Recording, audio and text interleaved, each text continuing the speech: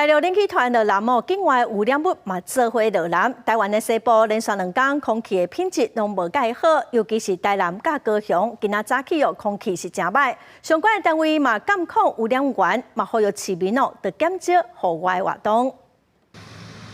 18透早上班时间，台南市区街仔路一片看起来雾蒙蒙。 民众出门就急上班，马路有挂翠安红雨，就是都雾蒙蒙的，害我以为是起雾这样。都出门戴口罩，就是把口罩戴着，就是感觉就是最好的防范方法。因为大陆冷气团带真侪境外污染物，台湾西半部对17开始空气品质就真歹，尤其是南部地区更较严重。台南、高雄真侪测站对早起10点就达到红色的警示，就是对所有族群拢无健康的等级。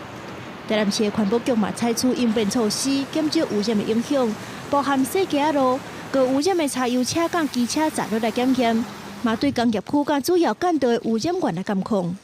还蛮严重的，因为早上一打开窗户就觉得说外面都是就是灰灰的，哎，所以我就也不太敢那个啦。 加强道路的洗街，还有工厂的一些查气、露天燃烧的查气，还有移动污染的乌贼车的来拦截，来确保市民的健康，来减缓整个空品。台南市环保局除了呼吁无必要就唔通出门活动，嘛提醒敏感族群应该做好防护措施，出门就要挂翠安。